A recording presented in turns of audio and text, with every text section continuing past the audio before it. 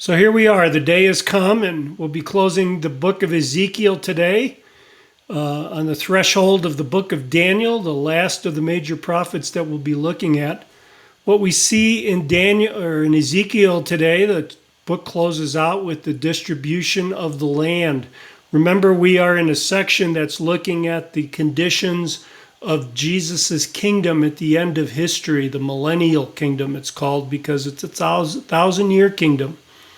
And we have looked at the temple in verses 40 through 46, and then the first part of 47 as well. And then the last part of 47 in this chapter is concerned about the land. The land. Put yourself in the position of the people of Israel. They have witnessed the destruction of Jerusalem at this point. They have seen their allies collapse under the force of the Babylonian Empire. They're probably wondering, is this the end for them? Has God abandoned them? Has he turned away? And then Ezekiel comes in and gives them a prophecy about a coming millennial kingdom. Daniel in the next chapter is going to tell about the succession of kingdoms, earthly kingdoms, Gentile kingdoms before the final kingdom comes. So Ezekiel is answering in these chapters what the kingdom will be like. Daniel is talking about when is it coming.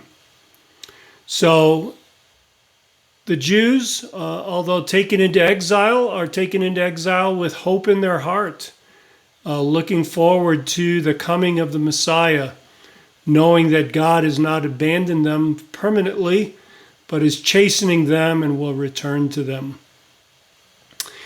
As you go through this chapter, I'm going to give you an outline and then show you a map because it's a very tedious description.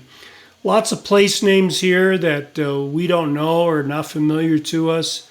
We'd have to do a fair amount of research and have a much longer video cast than 15 minutes to explain what each of these cities are. But there's a lot of tedious detail here. And again, it's not just tedious and bewildering, but it should be an encouragement and a reminder of God's specificity in keeping his covenant with Israel, his covenant with the patriarchs. So, begin with, in terms of outline, verses 1 to 7. So this is describing the distribution of the land from north to south in Israel, beginning at the far north and finishing in the south. The first 7 tribes are allocated land in verses 1 through 7. And you can imagine kind of a strip of land within the context of the overall land that was specified in chapter 47.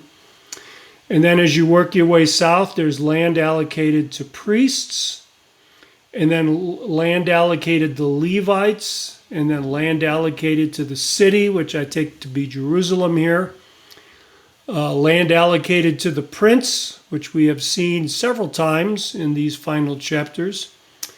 And then the 5 remaining tribes, and then the discussion about gates and the land associated with the gates, and then again closes out the chapter. So in verses 1 through 7, some have noticed that the allocation seems to follow a pattern from the most faithless tribe in the far north to the more faithful one nearest the temple district, with both Judah and Benjamin being immediately adjacent to the north and south. That's possible. There's no indication in the text it's like that, but it certainly seems consistent with the Lord is doing there. I'm showing you a map. If you are looking at your screen, I pray that you are, and if not, take the time to look right now. So here's a map outlining the tribes of Dan, Asher, Naphtali, Manasseh, Ephraim as they work south, Reuben, Judah, immediately before the temple district. The temple district then is in here. Then the area for the priests, Benjamin, Simeon, Issachar, Zebulun, and Gad. So this is the overall land that's going to be allocated to Israel during that time of the Messiah's reign. And this is the north and southern limits of that land. Want to point out that as the chapter ends, down in verse 35, it ends with "the Lord is there." I think this is a really poignant ending to the book of Ezekiel.